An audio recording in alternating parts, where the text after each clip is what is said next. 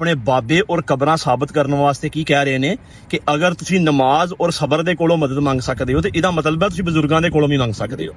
ਉਹ ਬਦਬਖਤੋ ਇਹ ਦੱਸੋ ਨਮਾਜ਼ ਦੇ ਵਿੱਚ ਖਲੋ ਕੇ ਤੁਸੀਂ ਕਦੀ ਪੁਕਾਰਿਆ ਹੋਏ ਕਿ ਯਾ ਗੌਸ ਮਦਦ, ਯਾ ਅਲੀ ਮਦਦ, ਜਾਂ ਗਰੀਬ ਨਵਾਜ਼ ਸਾਡੀ ਮਦਦ? ਕਿਸੇ ਨੂੰ ਤੁਸੀਂ ਕਦੀ ਨਮਾਜ਼ ਦੇ ਵਿੱਚ ਮਦਦ ਵਾਸਤੇ ਪੁਕਾਰਿਆ ਹੈ? ਨਹੀਂ ਨਾ ਪੁਕਾਰਿਆ।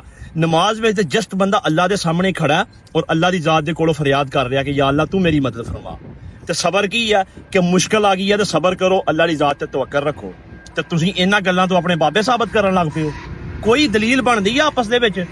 ਅਸੀਂ ਤੁਹਾਡੇ ਬਾਬੇ ਨਹੀਂ ਸਾਬਤ ਹੋਣ ਦੇਣੇ, ਅਸੀਂ ਕਿਸੇ ਤੌਰ ਤੇ ਵੀ ਨਹੀਂ ਹੋਣ ਦੇਣੇ, ਕਿਉਂਕਿ ਕੁਰਾਨ ਤੁਹਾਡੇ ਬਾਬੇ ਨਹੀਂ ਸਾਬਤ ਕਰਦਾ।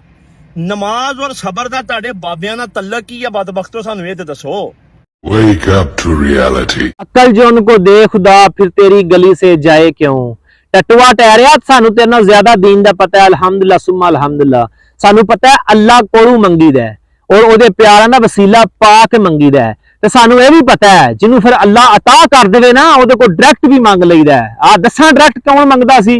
सहाबी रसूल खलीफा हजरत उमर फारूक रजी अल्लाह अन्हु दा बेटा अब्दुल्ला बिन उमर किथे ने? जंगे यमामा च। कौन अब्दुल्ला बिन उमर? शाम दे सफर ते जा रहे ने। एक दरख्त जी दी शाहां उच्चियां सन, लेकिन जदों अब्दुल्ला बिन उमर थल्ले लंघे ना ते सर झुका लिया। लोकां कहा अब्दुल्ला बिन उमर शाहां दरख्त दियां उच्चियां ने तो आ सर झुका लिया। फरमाया मैं कोई आका करीम सल्लल्लाहु अलैहि वसल्लम ना इहो सफर ते सा, इहो दरख्त सी। उदों दी शाहां थल्ले सन ते आका करीम सल्लल्लाहु अलैहि वसल्लम ने अपना बद्दुहा वाला जेड़ा चेहरा मुबारक है ना वो थल्ले झुका के लंघे सन। अज मैं करीम आका कमली वाले दी सुन्नत नूं अदा कीता है। ओ अब्दुल्ला बिन उमर जंगे यमामा शामिल होए। मुसैलमा कज़ाब जेड़ा तुहाडा बाउजदाद है जेड़ा आंदा सी अल्लाहु अकबर ते तुसीं रसाल दा इनकार करदा सी।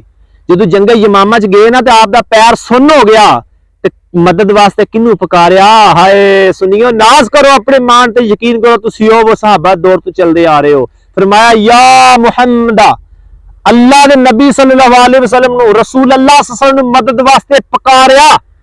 अब्दुल्ला बिन उमर ने, अब्दुल्ला बिन उमर ते ईमान ते कौन शक कर सकता है? सहाबी दा बेटा, सहाबी खुद रसूल जमाना पाना, रसूल सोहबत इख्तियार करने वाले, सोहबत दी बहन वाले, पिछे नमाज़ां पढ़ने वाले, ओ सहाबी जंगा लड़ने वाले, अपना सब कुछ तन मन धन हर चीज इस्लाम दे कुर्बान करने वाले अब्दुल्ला बिन उमर।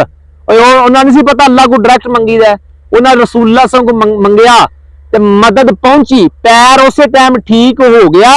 फिर इमाम बुखारी ने इस हदीस को नकल किया तो उन्होंने इस बाब का नाम रखा अगर आपका पांव सुन्न हो जाए तो क्या किया जाए।